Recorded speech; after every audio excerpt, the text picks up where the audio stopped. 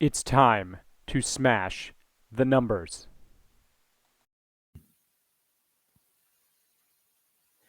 Hello, my name is Farris Khan.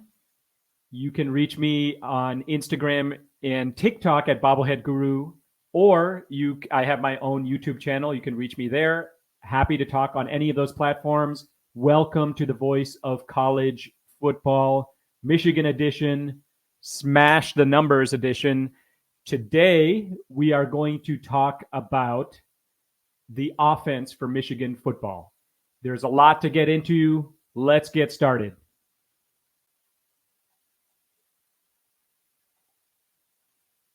All right. So the first thing that I want to kind of talk about is ranking the losses on the quarterback, running back, and offensive line positions. I'm going to go player by player, position by position. We're going to identify what the weakest link is to the Michigan offense and also the strength. And one kind of side note here, when I talk about weakest link and strength, I'm not talking about the quality of the players per se. The formula we were using is basically based on the quality of player that's leaving as defined by where they're going to be picked in the NFL draft, and then the experience of the player that's coming in. So, if you're a player watching this or a fan of a younger player watching this, when I say weakest link, I'm not really saying that they're a bad player. So I just want to kind of put that out there. How close can Michigan come to matching the production of what Michigan could do in 2023 versus what they will do in 2024? I'm going to cover all of that in this video. The first source I go to figure out, this analysis is a site called Our Lads. I highly recommend it because, they have some projected starters, second string, third string, but they also provide the players that are leaving and where they are projected to go in the draft, which really helps me in kind of coming up with a scoring mechanism to try to figure out which positions are weak versus strong. Now, I want you to take a look at the right side of this chart where it says player 5 on the right. And what we're looking at there is it's color coded. The first color is purple, which is the top rated underclassman. JJ McCarthy is going to be a first round pick. So that's one first round pick there, or one first or second round pick there. Roman Wilson is also, according to Our Lads, projected to be a number 1 or number 2, or a first round or second round pick. Then we have in rounds 3 and 4, we have Blake Corum, we have Zach Zinter. Maybe Zinter would have been a little bit higher if he didn't get injured, but he's still a mid-round pick, 3 or 4 kind of round pick. Then we have all the players that are in teal, which are expected to be 5th round or 6th round picks. Now, if all goes as planned, every one of these players, according to Our Lads, is projected to be drafted in the NFL drafts at some point all the way up through the 6th round, except for Trente Jones. We see 7th round, but there's a chance that all of these players could be drafted. This is historic in nature because we're talking about not only all position groups, but all 5 offensive linemen plus the 6th offensive lineman potentially getting drafted. So we'll see what happens. I think Michigan fans should be very excited to see what happens in the draft, where players go. Maybe if Jim Harbaugh takes a few of these players, that would be interesting as well. All right, so I used all of where these players were going to be picked in an analysis of sort of scoring by position. So I did this analysis for defense. I'm not going to spend too much time on it here, but I do have another video where I go into detail on the defensive side. Let's talk offense. So on offense, we're going to go from the left side to the right, and then at the very right or very left, I have FK score. FK is just my initials. Help me come up with a better acronym. I mean, it'd be great if we could come up with something that was sort of like WAR, wins over replacement, which is used in baseball now, and it's sort of common terminology. But for now, I wasn't feeling super creative, so I came up with this, FK score, in terms of the name of it. Now, we've got all the positions. We've got, this is according to our lads. So I'm trying to be subjective on this. I may not agree with our lads on every position in terms of who's a starter versus second string, but I'm going to use what they are going with to have kind of an unbiased third party take on it. All right. So these are all the games that these players have appeared in 2023. All right. So 1 point, I'm giving 1 point for every game that these players have even appeared in 2023. All right. The next column is star bonus. So I'm using hockey rules here. I'm going to award 3 stars, no more, no less. And those 3 stars get 5 bonus points. So I'm going to give those 3 stars to Samaj Morgan, Colston Loveland, and Donovan Edwards. You may think differently. Please let me know. Please let me know in the comments. I appreciate that. For now, that's how I'm doing the analysis. All right. Then we've got the second stringers, and then for the second stringers, I also show how many games they are appearing in. All right. And then finally, and so actually what I'm doing there is I'm taking the number of games they're appearing in, dividing it by 2. So far the formula is 2023 games appearances by starters, 5 bonus points. So 1 point for each appearance, 5 bonus points for 3 specific players, and then a half a point for each backup that has appeared in 2023 games. So that's how I'm doing the formula. And then the last part of it is players that are leaving. So that right side of that our lads chart, if you look at that, you see top 2 round picks, minus 20. So Roman Wilson, JJ McCarthy, Blake Corum, all at a minus 20. Then you've got the mid-round picks, Zach Zinter, minus 15. And then all the rest I have as a minus 10. All right. So, I think this way you run the formulas all the way through and you come up with positions. So we're doing this position by position, strength and weaknesses. What is the weakest link? The weakest link by far is quarterback. Losing JJ McCarthy is a huge loss. JJ being replaced by a relatively inexperienced Alec Orji and Jaden Denegal and a more experienced Jack Tuttle, but he doesn't count in my scoring because he's not considered a first, a starter or a second string. So, that combination, it's the biggest question mark by far, most important position. I remind you, for those people who are big Alex Orji supporters, and I am as well, but one thing to keep in mind, Alex Orji has appeared in 6 games. He has appeared in very high leverage, very important situations, but he has yet to complete a forward pass in college football. So that is just a huge question mark. There's no other way around it. Now, the next position group or position that is a weakness is wide receiver, where we're losing Roman Wilson, and Roman Wilson is being replaced by Tyler Morris, and minus 5 there. I'm calling that a minus 5 there.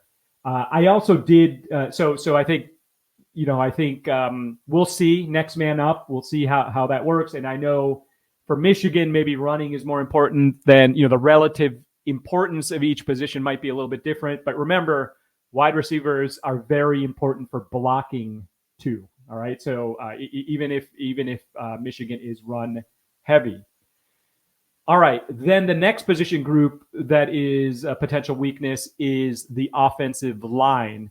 When we look at the offensive line, the way I look at it is, think of like this, there's this big battle and there's this giant wall that's created to prevent the other team from getting to you. Well, that wall is totally gone. All of those offensive linemen are gone. In the meantime, maybe Michigan's been building up a second wall behind that first wall, but it's not fully built yet. It's not proven. So, maybe that's a metaphor that would work for you. That's how I kind of think of it. That We've been decimated. That first wall is totally gone. We do have a second wall. The second wall does have some experience, but it is lukewarm. It's not like the best offensive line in 2021, the best offensive line in 2022, the should have been best offensive line in 2023 as well. But are we going to be in 2024? It would be a very high bar to get there.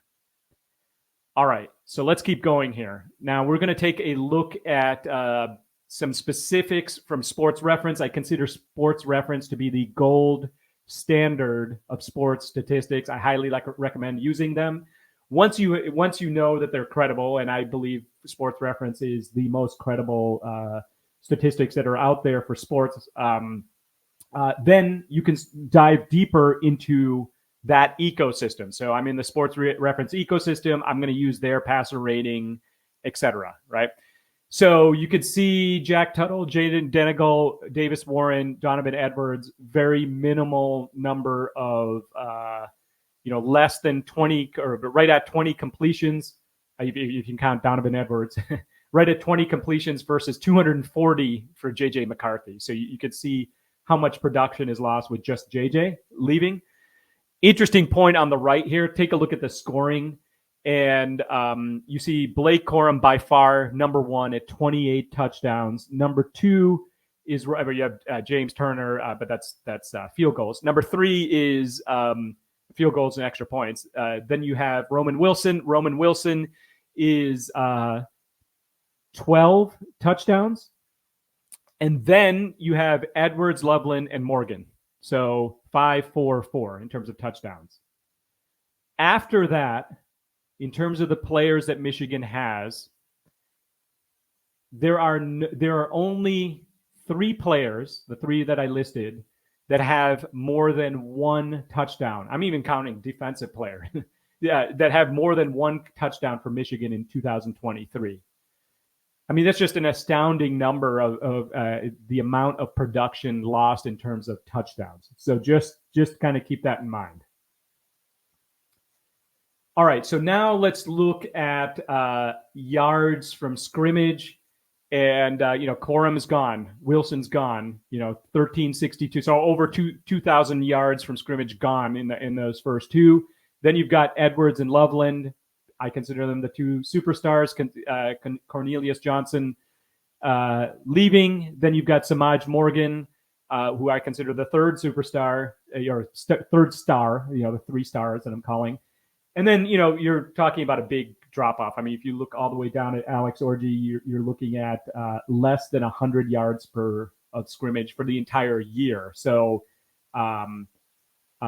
big losses here, right? So there's no doubt about it. Anyone who kind of says that, okay, we're not going to miss a beat, Michigan's going to miss a beat. It's just a question of whether Michigan can maybe win in a different way. Can the defense counteract some of the losses on offense? Can the offense kind of develop? Can we accept that we might lose to Texas? Michigan might lose to Texas, but it'll be a learning experience, and that'll let us get stronger and stronger and stronger so that we can go, realistically, I think, go 1-1 against Ohio State and Oregon. And maybe, I think, all 3 teams go 1-1 against the other 2, and one of those 3 teams gets left out of the Big Ten title. Little side note here. Maybe the team, if all 3 go 1-1 against the other 2, maybe, just maybe, all 3 will be in the top 8. And the team that does not make the Big Ten title might actually have a better path in the playoffs versus certainly the team that loses in the Big Ten title game, and maybe even the winner of the Big Ten title game. If you're in the top 8, you get a home game against a lesser opponent. For Michigan, that's an instant, maybe $110,000, $1 million in revenue. million one in revenue, something like that, just right off the bat in ticket sales, and then in a ticket and concession kind of sales. And then in addition to that, you get a lesser opponent. So just kind of a little side note, I was just kind of in the back of my head, I might do a separate video on that fact alone, or that thought alone. All right, so now let's look at Sports Reference overall numbers. And it would be great if you could just freeze this page. I'd love it if you could just freeze this page and tell me where else you would look in terms of key performance indicators. For now, I'm looking at 4 key performance indicators. You see yards. Think of this kind of like, I think of it like a 4 square. There's 4 numbers I just want to kind of have in the back of my head. The yards for Michigan offense, number of first downs, number of touchdowns, number of turnovers. Michigan had 383 yards. Let's compare that to Alabama, 393, which Alabama's a little bit higher. OSU was even higher at 408. Let's look at first downs. Michigan's right at 20. Alabama's right at 20. OSU is a little bit better at 21.2. Let's look at touchdowns. Now, this is a little surprising. Michigan had 4.3 touchdowns per game on offense. Alabama was lower at 3.9. OSU was even lower at 3.5. Okay, now let's look at turnovers. And for turnovers, Michigan was astoundingly low, 0.5, half a turnover per game. Alabama was much higher at 0.8, and OSU was double at 1 turnover per game. All right, what does all this mean? Let's go to sort of a wrap up of all of these numbers. What do they mean? I said, please pause the video, look at some of the charts, tell me how you would kind of make this better. But for now, snapshot in time, as of right now, ranking the losses on offense. I think the quarterback, running back, offensive line, let's say, I would say the biggest loss is the quarterback. Second biggest is offensive line. And the third biggest is running back. Now, what is the weakest link of the Michigan offense? Weakest link is wide receiver. What is the strength? I would say the strength, well, let me take a step back here. The unexpected weakest link is wide receiver. The weakest link is quarterback. So just a little adjustment there. Okay, what is the strength? The strength is tight ends. And how close can Michigan come to matching 2023 production? Here's my guess. All right, and maybe this is somewhere between optimistic and realistic. So 383 yards maybe gets knocked down to about 370 yards. 20 first downs becomes more like 18 first downs. 4.5 or 4.3 touchdowns becomes more like 3.6 touchdowns. And half a turnover goes up significantly to 3/4 of a turnover per game. All right. Can we make those numbers work and have Michigan have a 2-loss season, get in the top 8, get into the playoffs kind of as a above average playoff team? I think it's possible, but again, optimistically possible. All right. Now, 3 stats I want to take, I would just want to leave you with these 3 stats. All right. The first is only 3 current members or current Michigan players have scored more than 1 touchdown for Michigan last year. Only 3. Michigan averaged more touchdowns and half the turnovers as OSU last year. So just kind of keep that in mind when Michigan gets into the end zone, right? And they are very safe with the ball as well. And then the third point is there's a chance that a player in every offensive position may get drafted. I don't know when the last time that's happened, but Michigan, if you think of Michigan, maybe offense versus defense, most people think of defense, not offense. But that would be, I think that would be unprecedented. If you know, let me know if there's ever been a situation where every single offensive player or every single offensive position has gotten drafted. All right. Look forward to seeing the comments, and we will do another edition of Smash the Numbers very soon. In the comments, if you could also let me know if there's a specific thing that you want me to look at in terms of details in analytics that would help form our opinions to become smarter Michigan football fans. Until next time, Thank you.